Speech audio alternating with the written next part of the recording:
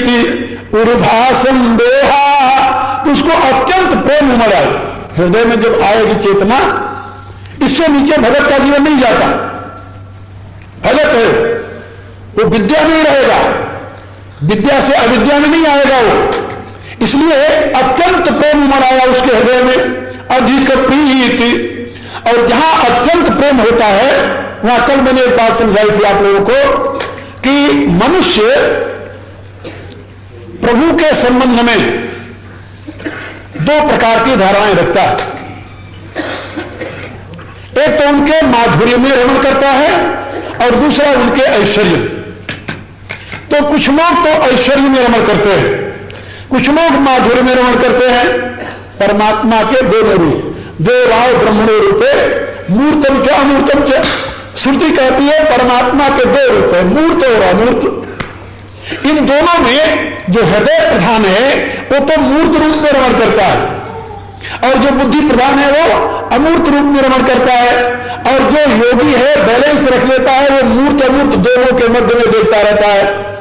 तुलसीदास जी अपने उसमें लिखते हैं ग्रंथ में, उनकी जो स्थिति है अपनी स्थिति बताते हुए वो कहते हैं कि हिय निर्गुण नयनन सगुण रसना ललित सुना। वो कहा कोई योगी तो निर्गुण में बैठे रहते हैं, कोई सगुण में पहुंच जाते हैं। कहा मैं तो दोनों का आनंद ले रहा हूं, मेरे तो हृदय में सगुण विराजमान है, निर्गुण विराजमान है, और नेत्रों के सामने मेरे सगुण विराजमान है। ये निर्गुण हृदय में निर्गुण ब्रह्म की स्थिति है, और नयनन सगुण, और नेत्रों से मैं सगुण रूप देखा हूं भगवान का। और दोनों के मध्य में, दोनों को जोड़ने वाली निर्गुण और सगुण को कौन है? कहा भगवान का नाम। अगुण सगुण बीच नाम सुशाकी, निर्गुण और सगुण दोनों को जोड़ने वाला है भगवान का नाम, इसलिए रसना ललित सुनाम। यहां तो यह है, आंख को उन्होंने बताया और इधर हृदय बता दिया, और दोनों के बीच में मुंह रचना है। कहा कि हृदय में निर्गुण विराजमान है और नेत्रों में सगुण छाया हुआ है, और रचना के ऊपर उन दोनों को जोड़ने वाला पवित्र नाम है। का इससे बढ़िया और जीवन क्या हो सकता है? यही सिद्ध का जीवन है। तो तुलसीदास जी जिस अवस्था में है वो सिद्ध की अवस्था है, परम सिद्ध की अवस्था है। इसलिए वो इस रहस्य का उद्घाटन करते हुए समझा रहे हैं कि अत्यंत प्रेम होने के नाते अधिक प्रीति उर्धा संदेहा। जब अत्यंत प्रेम उमड़ आया विभीषण को तो संदेह उत्पन्न हो गया। का संदेह क्यों हुआ? का इसलिए हुआ कि भगवान के ऐश्वर्य को भूल गए। अत्यंत प्रेम में ऐश्वर्य की स्मृति नहीं रहती, याद रखो। जहां अत्यंत प्रेम होता है वहां ऐश्वर्य की स्मृति नहीं रहती, और वहां माधुर्य प्रबल हो जाता है। और एक बात और कल मैंने बताया था कि जब भगत भगवान से दूर रहता है तब उसको उसके ऐश्वर्य की स्मृति रहती है, ईश्वरत्व की स्मृति बनी रहती है। और जब भगवान के नजदीक हो जाता है तो उसका ऐश्वर्य चला जाता है और माधुर्य में आ जाता है, तो माधुर्य की प्रबलता हो जाती है। अब इस समय विभीषण के सामने भगवान खड़े हुए हैं, और जब वो कभी विभीषण को हृदय से लगाते हैं तो जब भी मिलते हैं, ये बड़ा सुंदर दृश्य है वाल्मीकि रामायण में और रामचरितमानस में भी, भगवान किसके साथ कैसे मिलते हैं, कैसे मिलते हैं और किसके साथ कैसे वार्तालाप करते हैं। तो वार्तालाप करते हैं तो सबके साथ एक राम बिलोकनी बोलनी चलनी सुमिरी सुमिरी सोचत हंस मिली। जब अंगद को विदा कर दिया भगवान ने, कहने पर कि हम नहीं जाएंगे, तो कहा नहीं तुम चले जाओ, तो रास्ते में जाते समय वो सोच रहा है, क्या सोचता है? राम बिलोकनी, प्रभु देखते कैसे हैं, एक बोलनी, देख करके बोलते कैसे हैं, और चलते कैसे हैं। राम बिलोकनी बोलनी चलनी, और सुमिर सुमिर सोचत हंस मिलनी, और मिलते कैसे हैं हंस करके। तो प्रभु के मिलने का जो एक आनंद है वो भक्त उठाता रहता है। तो विभीषण उस मिलनी के अभ्यस्त है, बहुत दिनों से भगवान के पास रह रहे हैं, इसलिए उनको पता है कि भगवान का शरीर तो बहुत कोमल है, बहुत कोमल है, सुकुमार। कितने सुकुमार हैं, कह नहीं सकते कितने सुकुमार हैं। बड़ी सुंदर एक कथा आती है, भगवान जब जनकपुर में धनुष तोड़ने के लिए चलते हैं तो भगवान के उस सुकुमार स्वरूप को देख करके जनकपुर की स्त्रियां व्याकुल हो जाती हैं, व्याकुल हो जाती हैं कि इनके हाथ में ये धनुष देने जा रहे हैं शंकर जी का। कमट पृष्ठ कठोर परम धनु मधुर मूर्ति रसौ रघुनंदन। अरे ये इतना कठोर धनुष इनके हाथ में देने जा रहे हैं जो मधुर मूर्ति हैं, जो इतने सुकोमल हैं। कैसे कोमल है, कहा सिरस सुमन। सिरस सुमन जानते हो, सिरस का फूल होता है, सिरस के वृक्ष में फूल लगता है, बहुत पतला बड़ा कोमल होता है, हाथ से उसे छू लो तब वो मुरझा जाता है। तो जो हाथ से छूने पर मुरझा जाने वाला है, ऐसे कोमल स्वरूप वाले रघुनंदन के हाथ में ये कमट पृष्ठ कठोर, जो कछुए के पीठ के समान कठोर धनुष है, उसको देने जा रहे हैं। ये अनर्थ हो रहा, सभी कह रहे हैं अनर्थ हो रहा, इतना बड़ा अनर्थ नहीं करना चाहिए। और भगवती सीता क्या कह रही है, कहा ये शिरस सुमन कम बेदी हीरा, हीरे को बेधने के लिए तो बहुत ही कठोर वस्तु चाहिए। ये धनुष तो हीरे के समान है, क्या सिरस के फूल से बेधा जा सकता है, उसमें छेद किया जा सकता है? जैसे सिरस का फूल हीरे को नहीं छेद सकता, ऐसे सिरस सुमन के समान राम इस धनुष को भला कैसे तोड़ेंगे? इसे क्या कहते जानते हो? ये माधुर्य। माधुर्य में प्रभु की प्रभुता नहीं रहती, लेकिन जिसके हृदय में प्रभु की प्रभुता है वो समझाता है, उस समय भी समझाते हैं। एक सखी कहती है बैठी बैठी, वहां पर सुनैना को समझाती है, जनकपुर की स्त्रियों को समझाती है। सुनो सखी को असकाई बड़ प्रभाव लघु देखत आई। इनका प्रभाव बहुत बड़ा है, ये देखने में छोटे लग रहे हैं, इनका प्रभाव बहुत बड़ा है। परस जास पद पंकज धूरी तरी अहिल्या कृत अधभूरी, जिसके चरण की धूरी छूटे से महान पापनी अहिल्या कर गई, सो की रहे बिन सुधर तो उनके लिए भला ये शंकर का धनुष क्या है? वो ऐश्वर्य को जानती है। तो जो ऐश्वर्य और माधुर्य दोनों का एक साथ आनंद ले रहा है, वो तो पूर्ण तृप्त भक्त है, उसको दोनों का बोध है। और जो केवल माधुर्य में लीन हो गया है, वो प्रभु के माधुर्य में तृप्त हो रहा है उसी में, उसके लिए तो भगवान बहुत सुकोमल है, उनसे बड़ा काम नहीं होगा। माता कौशल्या कभी नहीं स्वीकार कर सकी कि मेरे राम ने रावण का वध किया है और मेरे राम ने शंकर का धनुष तोड़ा है, कभी नहीं मान सके। जब वो शंकर का धनुष तोड़ करके आए, तब माता कौशल्या आपस में बात करने लगी कि क्या राम ने सही में धनुष तोड़ा होगा? कहा नहीं, ना ये तो हो ही नहीं सकता, ये तो अमानुष कर्म है, ये अमानुष कर्म मेरा ये छोटा सा बच्चा कैसे करेगा? फिर क्या कहती हो? कहा तोड़ा तो राम नहीं, तभी तो सीता को ब्याह कर ले आए। कहा नहीं, ये तो विश्वामित्र जी की करनी है, विश्वामित्र जी की करनी है। विश्वामित्र जी ने अपने तपस्या के बल से धनुष तोड़ करके मेरे बच्चे का विवाह करा दिया। ये करनी विश्वामित्र के, मेरे बच्चे की नहीं। सकल अमानुष कर्म तुम्हारे, केवल कौशिक कृपा सुधारे। ये तो विश्वामित्र की कृपा का परिणाम है, नहीं तो मेरा बच्चा वाला धनुष कैसे तोड़ देता? कौशल्य जब राम धनुष तोड़ करके शंकर के आते थे, और जब लंका पर विजय करके आए, तब विचार करने लगे कि वहां तो विश्वामित्र जी इसके साथ थे, यहां किसके साथ कोई गया ही नहीं, तो ये राम को कैसे मार दिया? अब कौशल्या बार बार सोचने लगी, अति सुकुमार जुगल मेरे बारे, निश्चर निकर महाभट भारे। इतने बड़े बड़े राक्षसों को ये मेरे पुत्र ने कैसे मार दिया? मुश्किल। कहीं झूठी लोगों ने इसकी कीर्ति के लिए तो ऐसी बात नहीं कर दी। भगवान राम समझ गए कि मां को संशय हो रहा है कि मैंने रावण को कैसे मारा। तुरंत भगवान राम ने गुरु वशिष्ठ को प्रणाम किया और गुरु वशिष्ठ वहां खड़े थे। तो उन्होंने कहा कि ये जो मेरे गुरु वशिष्ठ हैं, अपने बंदरों को बुलाया भगवान ने, कहा तुम जानते हो मैंने रावण को कैसे मारा? कहा महाराज अपने पांव। बोले ना ना ना ना, गुरु वशिष्ठ कुल पूज्य हमारे, इनकी कृपा जनुजरण मारे। कहा ये मैंने रावण का जो वध किया है ये तो इनकी कृपा से किया है, मेरे में कहा इतनी क्षमता कि मैं रावण का वध कर सकूं। माता कौशल्या को संतोष हो गया। हाँ तभी तो मैं सोच रही थी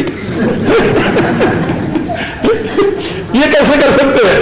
मेरे गुरुदेव इतने महान हैं कि यहां बैठे बैठे उन्होंने रावण का नाश करा दिया, क्योंकि वशिष्ठ की महिमा पर उनको बोध है। वशिष्ठ की महिमा का बोध है कि वशिष्ठ में वो माधुर्य नहीं देखती, वशिष्ठ में ऐश्वर्य देखती है हमेशा। और वशिष्ठ वो है जो विश्वामित्र ऐसे महावीर को अपने ब्रह्मदंड से हरा दिया था, छात्र बल सारा नष्ट कर दिया केवल ब्रह्मदंड के बल से। तो वशिष्ठ की महिमा का बोध होने के नाते मां को वशिष्ठ पर विश्वास है कि यहां बैठे बैठे अपने संकल्प से मेरे पुत्र को भी यही बना दिया, लेकिन अपने पुत्र की महिमा का बोध नहीं है। वहां तो माधुर्य टपक रहा है, ये तो बड़े सुकुमार है, बड़े कोमल हैं, ये भला रावण को कैसे मार सकते हैं? तो मेरे कहने के पास कि जहां माधुर्य अधिक हो जाता है वहां प्रेम की वृद्धि होती है। प्रेम, एक बात और याद रखें, ऐश्वर्य में प्रेम नहीं होता। जहां ऐश्वर्य का ही हमेशा बोध रहे वहां प्रेम नहीं होता, क्योंकि प्रेम में द्वैत के लिए स्थान नहीं है। और जहां ऐश्वर्य का बोध होता है वहां द्वैत बना रहता है कि वो महान है और मैं तो छोटा सा हूं। और जहां अपनी छोटाई और प्रभु की बड़ाई का बोध है वहां पर अद्वैत नहीं होता, द्वैत बना रहता है। और जहां द्वैत बना रहेगा वहां पूर्ण प्रेम की अभिव्यक्ति नहीं होगी। पूर्ण प्रेम की अभिव्यक्ति के लिए अद्वैत का होना आवश्यक है। अद्वैत में ही प्रेम होता है और प्रेम में अद्वैत होता है। जिससे आप बहुत प्रेम करते हैं उससे भेद नहीं रख सकते आप। यदि भेद रहा तो प्रेम नहीं होगा। जरा सा भी एक फाइन सा भी जरा सा भी पर्दा रहा तब भी आप एकता नहीं कर सकते। आवरण जिसे कहते हैं, आवरण के रहते हुए अभिन्नता की स्थिति नहीं होती, याद रखो। और प्रेम जो है वो आवरण को नहीं देखता, आवरण को नहीं बर्दाश्त करता, वो आवरण को नहीं चाहता। जहां प्रेम है वहां आवरण नहीं होना चाहिए, जहां आवरण है वहां पूर्ण प्रेम नहीं होता। तो ऐसे होता है।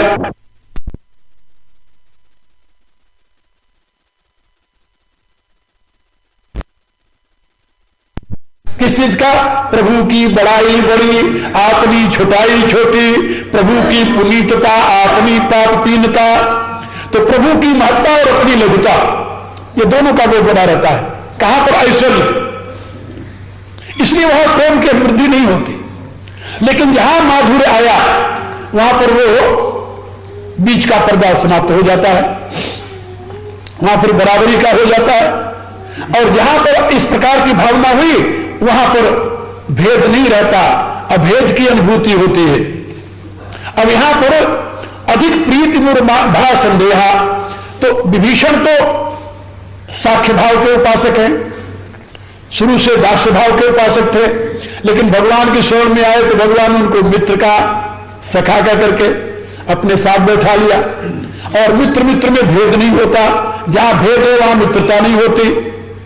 ये बात याद रखो, ये शास्त्र का सिद्धांत है। जहां भेद होगा वहां मित्रता नहीं होगी, जहां मित्रता है वहां भेद नहीं होगा। अब यहां पर विभीषण के हृदय में प्रभु को देख करके अत्यंत अनुराग जब उमड़ा तो संदेह हो गया, ऐश्वर्य भूल गया। संदेह क्या हुआ? संदेह किस विषय में हुआ?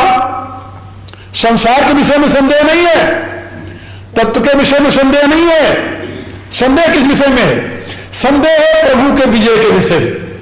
अधिक प्रीति भा संदेहा, अत्यंत प्रेम होने से अब संदेह उत्पन्न हो गया और संदेह प्रभु के विजय के विषय में हो गया। इसलिए बंदी चरण कह सहित स्नेहा। अब यहां पर कुछ तो ऐश्वर्य का बोध है, नहीं तो चरणों में प्रणाम क्यों करते? भगवान के चरणों में प्रणाम करके स्नेह से, वात्सल्य भाव से, आयु में भी तो भगवान बहुत छोटे हैं उनसे, तो रावण के छोटे भाई हैं और भगवान तो भी बिल्कुल जिसे अंग्रेजी में यंग कहते हैं, भगवान तो बहुत यंग हैं। तो अब वहां पर अधिक प्रीति और भाव संदेह, संदेह हो गया कि ये रावण से युद्ध कैसे करेंगे, और युद्ध तो करेंगे, युद्ध करने के लिए खड़े हैं, क्षत्रिय हैं, युद्ध से पीछे हट नहीं सकते, लेकिन रावण को जीतेंगे कैसे? जीतना अलग चीज है, युद्ध करना अलग चीज है। युद्ध तो मरने के लिए भी किया जाता है, जैसे कौरव पक्ष के जितने योद्धा हैं सब जानते हैं कि हम मरने के लिए लग रहे हैं, किसी को विश्वास नहीं कि हमारी विजय होगी, लेकिन मरने के लिए लड़ रहे हैं। भीष्म पितामह ऐसे वीर मृत्यु के लिए लड़ रहे हैं, वो कहते हैं, बार बार कहते हैं कि हम तो मृत्यु के लिए लड़ रहे हैं, क्योंकि क्षत्रिय जो है समर में मरेगा तो उसको स्वर्ग की प्राप्ति होगी, मरने के लिए लड़ रहे हैं। तो लड़ना कोई बड़ी बात नहीं है, बात तो है विजय।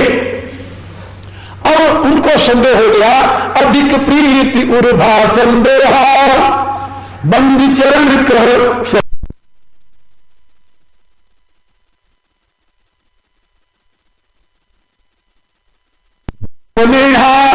अब प्रश्न करता है, नाथ नरथ, आप नाथ हैं, इसमें कोई संदेह नहीं,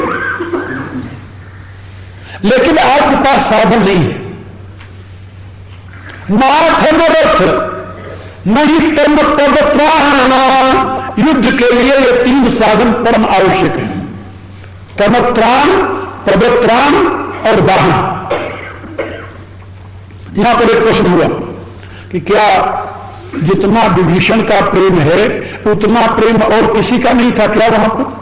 क्या सबका था प्रेम? तो भगवान को तो सभी प्यार करते थे, तो दूसरे क्यों नहीं व्याकुल हो गए? हनुमान जी को व्याकुल होने की प्रश्न पैदा होता, वो तो अपने प्रभु की महिमा को जानते, तुम्हारे भी है, वहां तो हृदय और बुद्धि की हमेशा संतुलन बना हुआ है।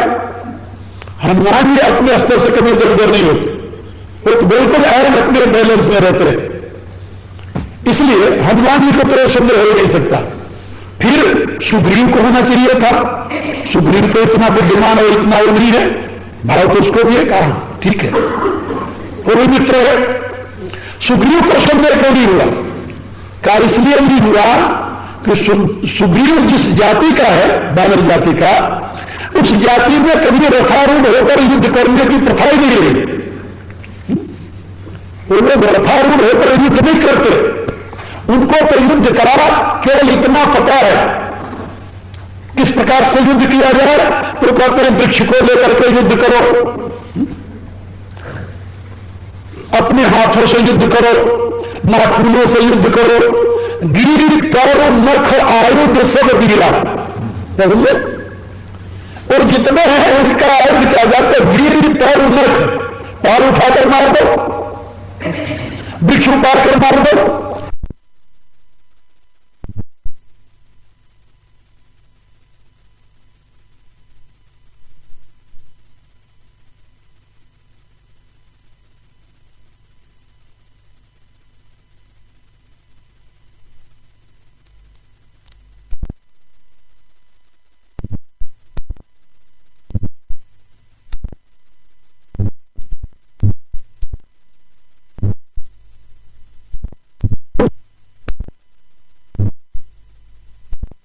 का इसलिए नहीं हुआ कि सुग्रीव जिस जाति का है, वानर जाति का, उस जाति में कभी रथारूढ़ होकर युद्ध करने की प्रथा ही नहीं रही।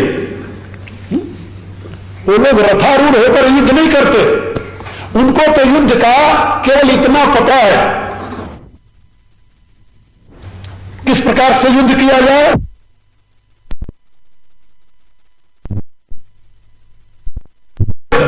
पैर उठाकर मार दो, वृक्ष उतार कर मार दो, और पकड़ कर फाड़ डालो नाखून से। तो गिर तर नख आयुध सब वीरा, जितने बानर और भालू हैं उनके शस्त्र युद्ध का यही साधन है। इसलिए उनको यह पता नहीं है कि रथ पर युद्ध करके और पैदल युद्ध करने से क्या अंतर है। लेकिन विभीषण तो जानता है। विभीषण को पता है कि जो रथारूढ़ है उसकी शक्ति जो पैदल चलता है उससे कई गुना अधिक बढ़ जाती है। इसलिए वो अधीर हो गया। नाथ न रथ नहीं तन पद त्राणा। और ये जो बंदर भालू है ये तो अपने आप स्वयं कवच नहीं धारण करते, स्वयं जूते नहीं पहनते। इनको तो जो स्वयं उसका प्रयोग नहीं करता उसको उसकी महिमा का क्या बोध है। इसलिए ये तो सब चले गगन में इच्छाचारी, ये तो आकाश में उड़ करके युद्ध करने वाले हैं। लेकिन मनुष्य तो आकाश में उड़कर युद्ध कर नहीं सकता।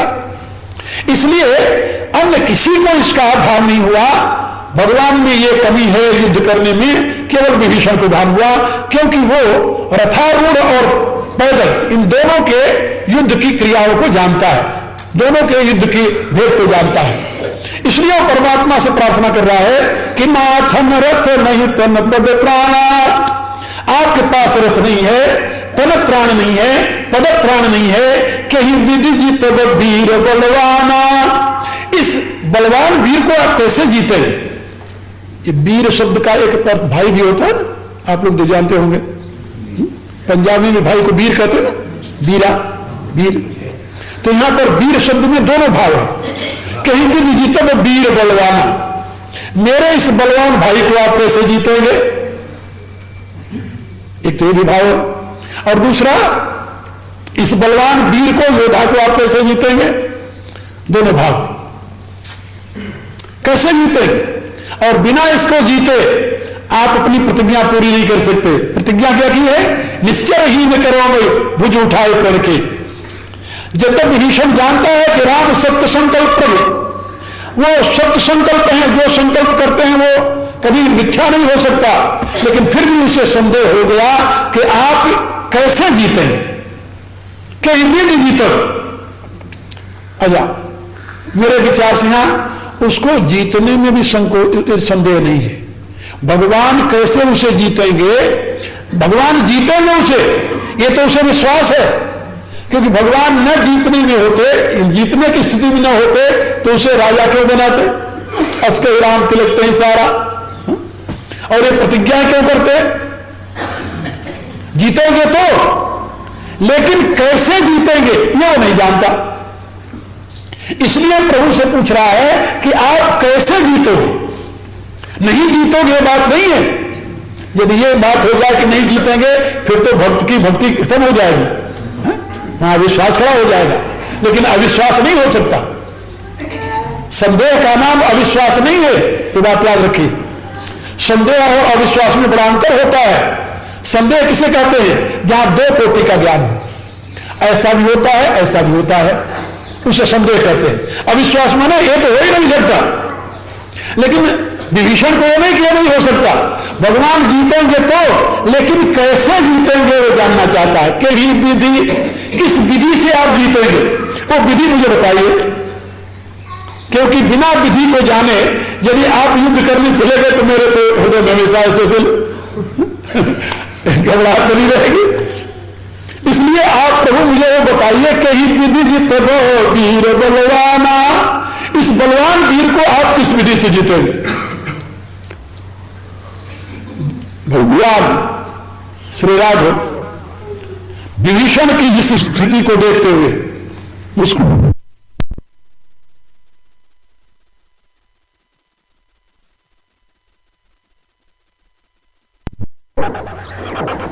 दुख नहीं।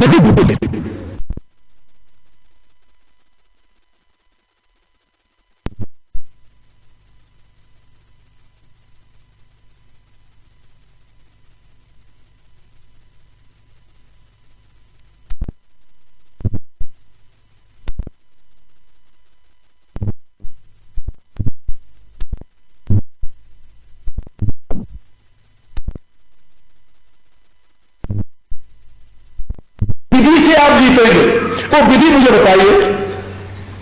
क्योंकि बिना विधि को जाने यदि आप युद्ध करने चले गए तो मेरे तो हृदय में हमेशा ऐसे घबराहट बनी रहेगी। इसलिए इसलिए आप प्रभु मुझे वो बताइए कि ही विधि जितबो वीर बलवाना, इस बलवान वीर को आप किस विधि से जीतेंगे?